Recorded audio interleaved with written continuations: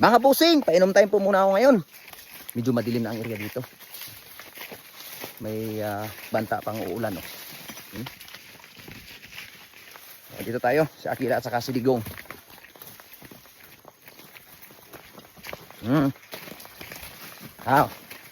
Okay, Nom.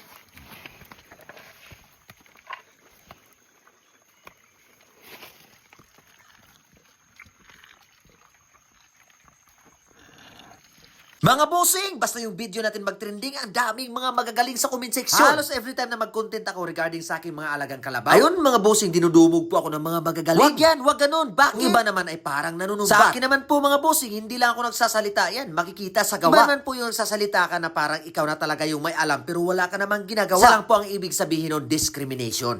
Anytime po mga boss, pwede nang iwala yan. Kaso lang, wala pa po akong time ngayon. Grabe, so, tiis muna si Akila. Pinaw, mana? Tara. Oh, iinom pa si Digong. Sige. Dali kay gaulan na.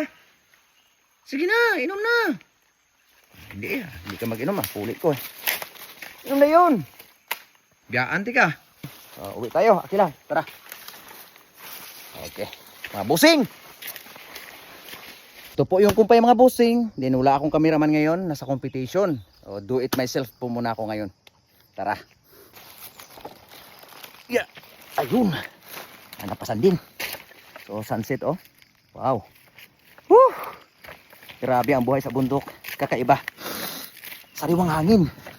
Para po sa magaling na nag-comment doon sa unang video na ni-upload ko, kulang daw po sa alaga yung mga alaga kong kalabaw. Mga busing, pagdating sa pag-aalaga ng hayop tulad na ng kalabaw, baka at kambing, pag may anak po yung ating alagang inahin, walang magaling. Kahit anong gawin mong tambak ng vitamins, kahit anong gawin mong pagpapakain, mga ngayayat po yan. Ang mga hands-on at babad po talaga sa pag-aalaga lang ang malakas. Dito sa amin, may mga batikang mga magsasaka at nag-aalaga din po sila ng hayop, pero yung discarded ko, mapapantayan pero hindi po malalampasan. Kung pag-aalaga po ng hayop yung ating pag-uusapan, manok, baboy, kambing, kalabaw, baka, marami na po akong diploma dyan mga busing. Hindi lang po ako nagsasalita kundi makikita ho talaga sa gawa. Kaya mensahe ko lang po sa mga nagsasalita na wala naman po sa gawa at ang wala ka talagang muha. Pagpapakain, pagpapainom, pagpapaligo sa aking mga alagang kalabaw, hindi po ako nagkulang sa kanilang mga busing. Ang kanilang lubid hindi pa sira pero may bago na po akong nakahanda. Bilang isang magsasaka, primary ko po ang kanilang kalusugan. Sila po yung aking katuwang sa paghahanap buhay, pagbubungka ng lupa at pagtatanim ng punla. Dapat hindi ho tayo magkulang sa nourishment, alalay ng vitamins at purga. Bago ako uuwi, iikot po muna ako sa katawan ng kalabaw, sa ilalim, sa itaas, sa gilid, baka may sugat. Monitoring din po sa lubid, baka may lamat at maputol. Nako, mamumroblema ka mga busing pag nakakain yan doon sa tanim ng kapitbahay mo. Pag may anak,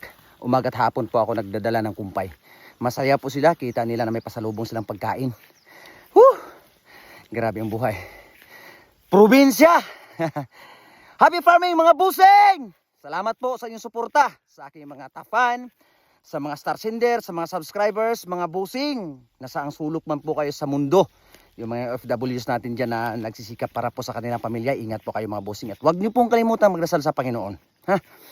Yun lang po yung pinaka-the best way natin na matutulungan tayo sa mga imposibleng mga bagay-bagay.